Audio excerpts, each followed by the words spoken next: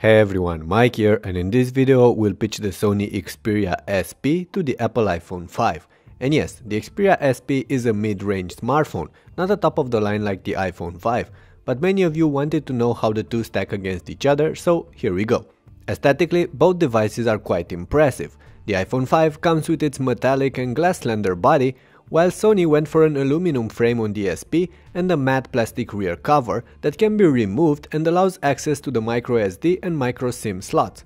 The battery isn't replaceable though, just like on the iPhone. On top of that, the Apple handset comes in white or black, while the Sony Xperia SP is also available in red. Having a look around the sides, you'll find the power button, volume keys, a mute switch and the lightning connector on the i5. On the SP, you get all the buttons on the right edge with a volume rocker, a power button and a dedicated shutter key, plus a micro USB slot on the left and that micro SD card reader inside that's missing from the iPhone. On the back you'll find the main shooters on these two phones, plus the speaker on the XP, while the speakers on the Apple device are placed on its lower edge.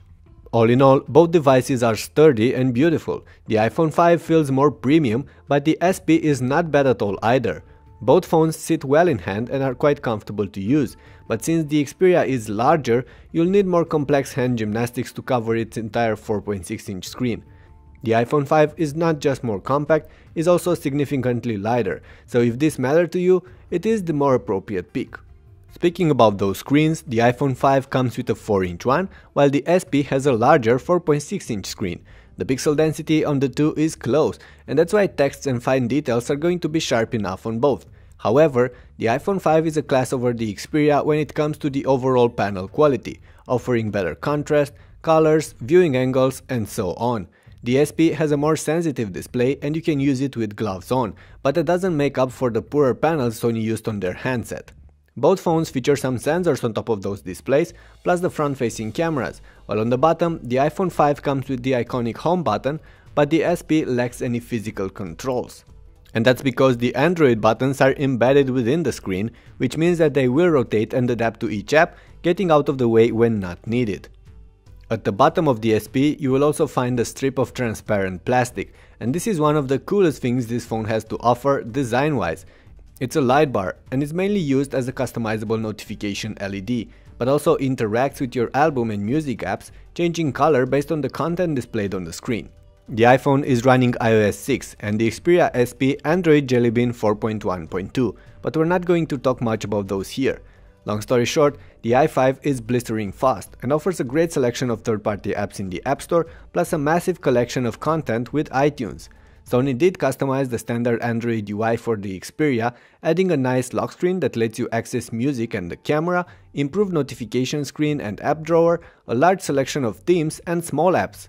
Applications running in an overlay window on top of your regular programs. Besides that, you do get a couple of Sony services bundled and their music and videos unlimited content stores on top of those already default on any Android running device. Those aside, you'll be happy to know that both these handsets are snappy and can handle most of your daily tasks at ease.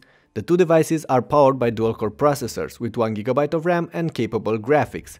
Yes, the SP can get sluggish from time to time, but we've seen stuttering even on the heavyweight Android devices. It also had some problems dealing with complex games like GTA Vice City, but besides that, it handles all sorts of daily activities and multimedia content at ease, including 1080p videos. As for the iPhone, well, it breezes through everything you might throw at it. Both phones dealt fine with taking and receiving calls as well. When it comes to messaging, I did enjoy more the keyboard on the Xperia and its larger screen. As for connectivity, both offer the basics with wireless and Bluetooth, plus support for 4G LTE. The Xperia bundles NFC on top of that though. The main cameras are do or die on a modern smartphone. In this case, both devices feature 8-megapixel shooters with flash. The Xperia even bundles a newer sensor, Sony's Exmor RS. But while things look great on paper for the SP, in practice the iPhone 5 outmatches its rival in most situations, whether we're talking about taking stills or videos in fair and poor light. The Xperia SP tends to overprocess the content, which leads to washed out results, with a loss in details. The images are not all that bad, but the iPhone is still superior.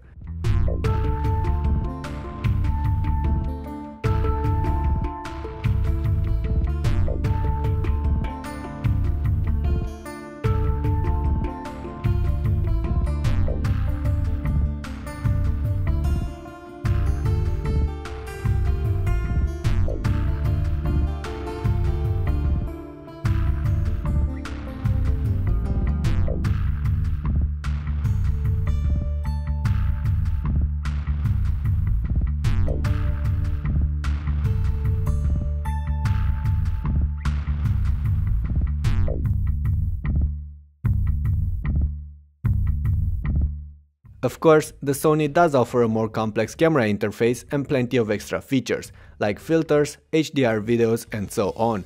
The iPhone's interface is extremely basic, but for me that doesn't matter much, the results do.